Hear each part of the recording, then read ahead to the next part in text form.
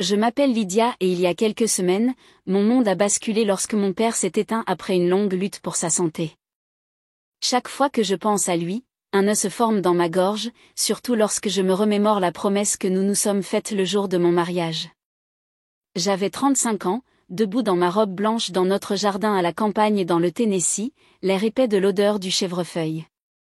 Papa m'a prise à part, ses yeux plissés avec cette chaleur familière, et m'a dit, « Lydia, quand Ben et toi aurez un petit, je veux être le premier à le savoir. » J'ai ri, lui promettant de l'appeler dès que je le saurais. Mais maintenant, cette promesse pèse lourd, non tenue, parce qu'il est parti et que je ne partagerai jamais cette joie avec lui. C'est le genre de regret qui s'installe dans votre poitrine comme une pierre. Ayant grandi dans notre petite ville en dehors de Nashville, j'ai toujours été la fille de mon père. Il tenait un magasin de quincaillerie, le genre où les locaux s'attardaient pour échanger des histoires autour d'un café. J'y passais des heures quand j'étais enfant, perché sur un tabouret, le regardant polir sa collection de pièces rares, des morceaux d'histoire brillants qu'il me montrait avec un sourire, racontant des histoires de vieilles monnaies et de présidents oubliés. Ces moments nous liaient, un fil de souvenirs auquel je m'accroche maintenant. Mais sa maladie a tout changé. Elle s'est insinuée lentement, puis a frappé fort, le tirant des champs qu'il aimait vers des lits d'hôpitaux qui sentaient l'antiseptique. J'ai fait tout mon possible pour être là pour lui. Je conduisais de mon appartement à Nashville, où je travaille comme graphiste, à notre maison d'enfance, une maison confortable avec des planchers qui grincent et un porche enveloppant. Je m'asseyais avec ma mère, lui tenant la main pendant des visites interminables à l'hôpital où j'appelais papa juste pour entendre sa voix, même quand elle devenait faible. Mais ma sœur Megan, elle, était introuvable. Plus âgée de quelques années, elle avait toujours été l'ambitieuse, quittant notre petite ville pour les lumières vives d'Atlanta. Elle s'est bâtie une carrière tapa accent grave l'œil dans le marketing, a épousé Todd, un ponte des startups technologiques, et semblait oublier les routes de terre sur lesquelles nous avions grandi. Quand papa est tombé malade, je l'ai supplié de venir lui rendre visite. Ce n'est que quelques heures de route, disais-je. Ma voix tendue par l'espoir, mais elle répliquait, « Lydia, je suis occupée. La ville n'est pas comme ici. Le temps et l'argent ne poussent pas sur les arbres. » Ces excuses s'accumulaient.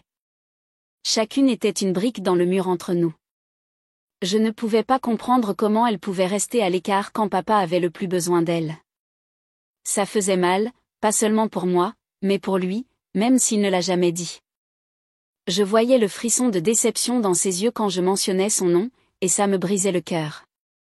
Assise dans notre salon un matin, j'ai murmuré à ma mère, « Ai-je fait assez pour lui ?» Ma voix s'est cassée, la culpabilité se répandant. J'avais passé d'innombrables nuits à me demander si j'aurais pu pousser plus fort, créer plus de souvenirs. Maman. Toujours la pacifique avec son doux accent du sud, elle a tendu la main vers la mienne. Lydia, tu étais son roc. Il le savait, et il était si fier. Ces mots étaient comme une bombe, mais ils n'effaçaient pas la douleur. À ce moment-là, la porte d'entrée a grincé et Megan est entrée avec un homme en costume impeccable, peut-être la cinquantaine. C'est Nathan Brooks, le lawyer, a-t-elle dit, son ton bref comme si elle était déjà agacée. Maman lui a offert du thé sucré, et nous nous sommes assis autour de la table en chêne où papa lisait son journal du dimanche. Mon estomac gargouillait. Quelque chose me disait que cette réunion allait remuer plus que de la simple tristesse. L'air dans notre salon semblait épais alors que Nathan, l'avocat, s'installait sur une chaise, sa mallette s'ouvrant en un clic, comme le début de quelque chose d'inévitable. Megan s'est penchée en avant, ses ongles parfaitement manucurés tapotant la table, déjà impatiente. Alors, Nathan a dit, « Papa nous a laissé un gros héritage », a-t-elle annoncé, ses yeux brillants comme si elle avait gagné un prix. Je n'ai pas pu m'en empêcher. « Megan, ce n'est pas tout à toi », ai-je dit, plus sèchement que je ne l'avais voulu. Son visage s'est contracté et la pièce est devenue silencieuse, le genre de silence qui bourdonne de vieilles blessures. Maman s'est agitée inconfortablement, mais Nathan s'est juste éclairci la gorge, essayant de nous ramener. Notre relation était chaotique depuis des années, depuis que Megan avait décidé que notre vie dans une petite ville était indigne d'elle. Elle avait toujours été l'enfant doré, la meilleure de sa classe, la reine, celle qui ne pouvait rien faire de mal. Mais quand elle a déménagé à Atlanta, c'était comme si elle nous avait effacés. La maladie de papa n'a fait qu'aggraver les choses. Je l'appelais en la suppliant, il demande après toi, Mag. Elle me rejetait, disant qu'elle avait des réunions, des vols, une vie trop remplie pour un trajet de 5 heures. Je me mordais la langue, mais ça blessait. Comment pouvait-elle donner la priorité à son travail plutôt qu'à papa? Maintenant, assise en face d'elle, je ressentais cette vieille colère monter, mêlée au chagrin brut de l'avoir perdue. Nathan a sorti une enveloppe blanche, le sceau familier de papa dessus. C'est son écriture, ai-je murmuré, le cœur serré. Megan leva les yeux au ciel. Lisez-le, Nathan. J'ai des choses à faire. Il l'a ouverte, révélant une seule feuille listant l'héritage, la maison et les terres environnantes, 300 000 $ d'économie, et un hangar de stockage près de la ferme que papa louait. Je connaissais la maison et les terres, mais le hangar était une nouvelle pour moi. Le front de Megan se plissa. Qu'en est-il de la ferme? Demanda-t-elle. Nathan parut surpris. La ferme? Elle n'est pas à nous. J'ai expliqué comment papa, après des années à tenir son magasin de quincaillerie, avait ralenti pour cultiver comme passe-temps. Il aimait la terre, disait qu'elle le ramenait à la réalité. Megan ricana comme si c'était une perte de temps. La maison et les terres reviennent à votre mère, a dit Nathan. Megan sourit, probablement en calculant ce qu'il restait. Les économies et le hangar doivent être partagés entre vous deux et votre mère. Les yeux de Megan s'illuminèrent. Les économies signifient de l'argent, n'est-ce pas? Je prends ça. Ma mâchoire s'est décrochée. Attends. Pourquoi devrais-tu avoir tout l'argent? Ai-je claqué? Parce que je suis l'aînée, a-t-elle rétorqué, comme si c'était évident. Tu peux avoir le hangar. Qu'est-ce que ça vaut, d'abord? Son dédain me piquait comme si on me tendait des restes. Nathan a expliqué que le hangar venait avec un petit terrain d'environ 90 pieds carrés et nous a montré des photos. Il avait l'air délabré, rempli d'outils rouillés, rien de spécial. Megan fit une grimace. Je ne veux pas de ces vieilleries. Tu le prends, Lydia. Je proteste. Ce n'est pas juste. Mais maman intervint. Tant que Megan ne se plaindra pas plus tard, ça me va. Megan rit, signant un document pour officialiser sa revendication, l'air suffisant comme toujours. Je me suis senti piégée, mon chagrin enchevêtré avec la frustration. L'avidité de Megan n'était pas une surprise. Elle chasserait toujours la prochaine grande chose, de son condo chic d'Atlanta à ses sacs de créateurs. Mais cela semblait personnel, comme si elle crachait sur la mémoire de papa. Alors que nous sortions de la réunion, je me suis tournée vers maman, ma voix basse. Pourquoi ne m'as-tu pas soutenue? Elle soupira. Je me suis assurée que tu es le hangar, Lydia. Il pourrait contenir plus que ce que tu penses. Ces mots ont allumé une toute petite étincelle d'espoir, mais je ne pouvais pas me débarrasser de l'amertume. Megan est partie avec 300 000 $.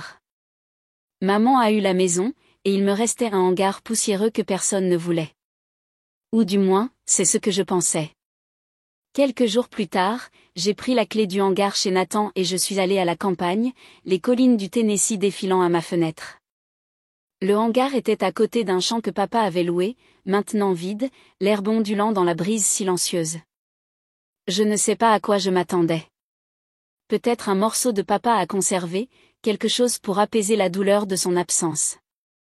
Mais quand j'ai déverrouillé la porte, une vague de poussière m'a frappé, épaisse et rance, comme si l'endroit n'avait pas été touché depuis des années. Waouh, c'est un désordre, ai-je marmonné en entrant. Le hangar était encombré de vieux outils agricoles, de pelles, de tuyaux, d'une paire de cisailles rouillées. C'était le genre de choses que papa aimait, pratique et usée, mais rien ne criait la valeur. Mon cœur se serra.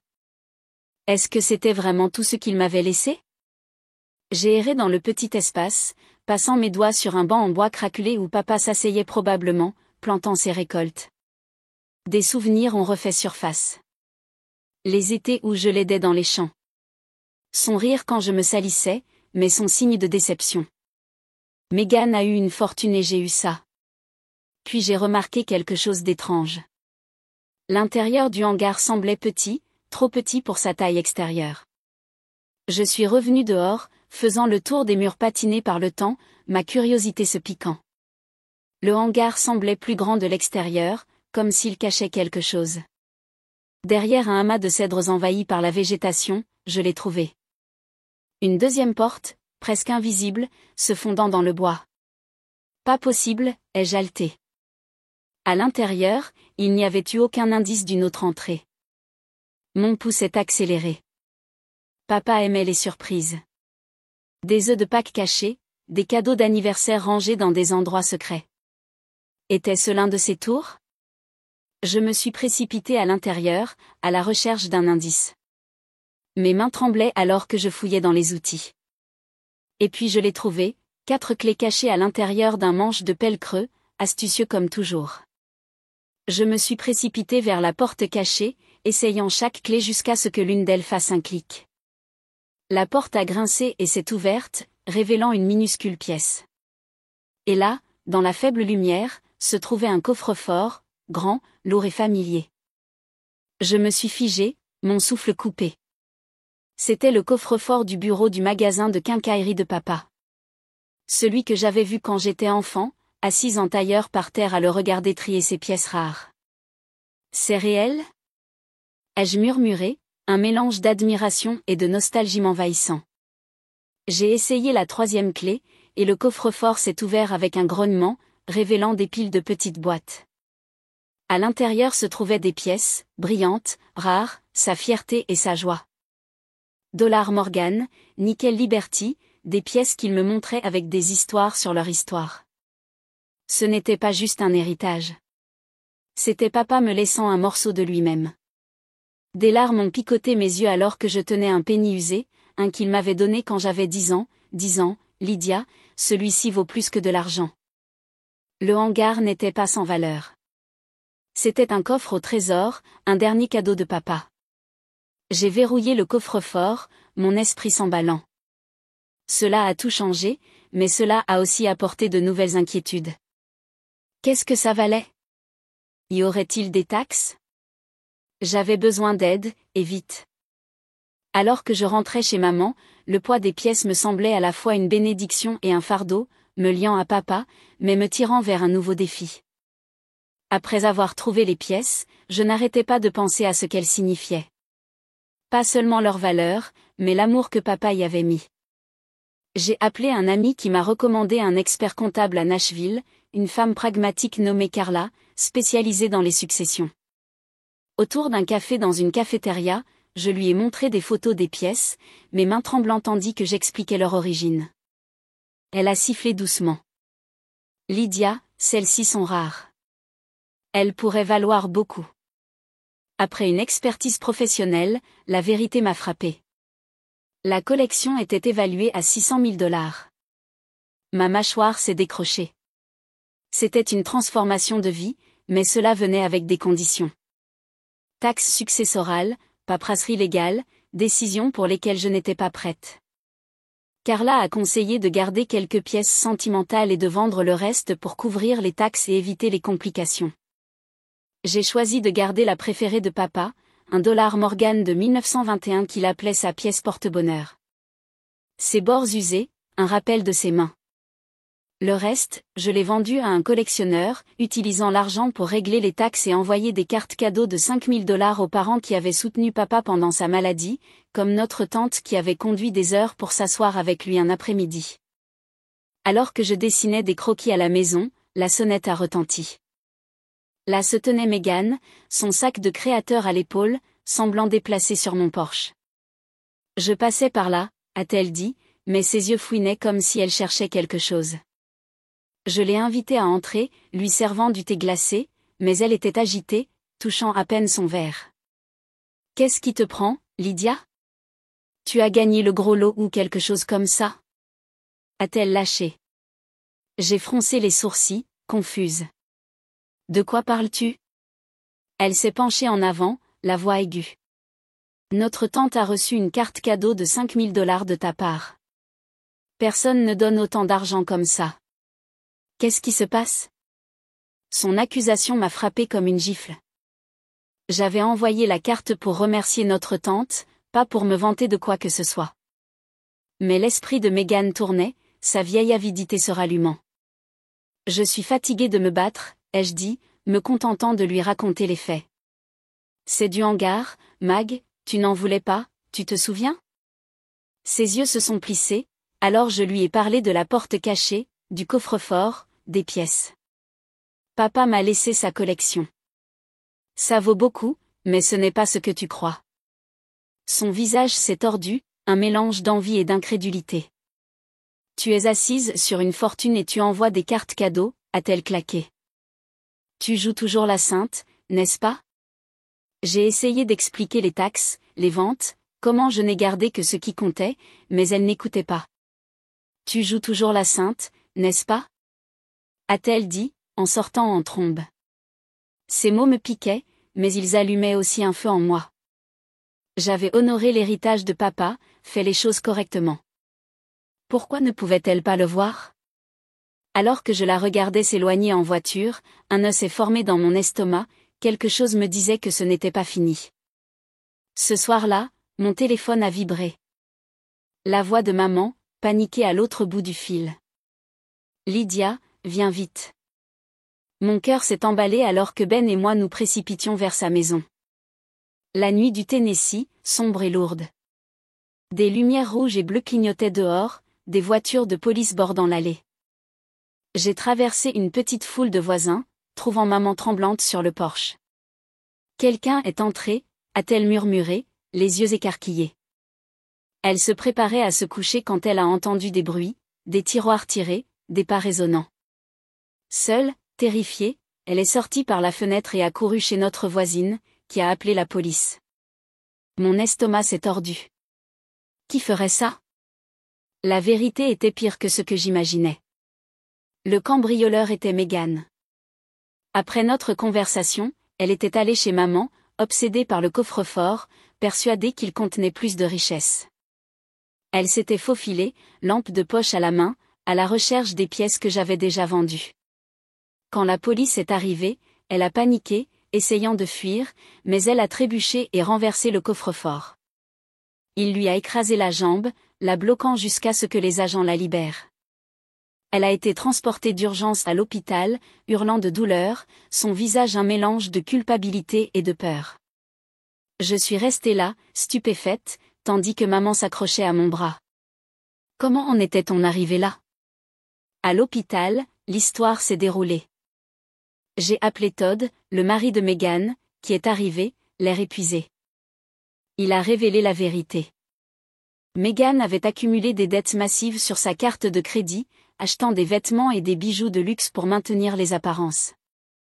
Ils s'étaient disputés ce matin-là et elle était sortie en trombe, prévoyant de supplier maman pour de l'argent.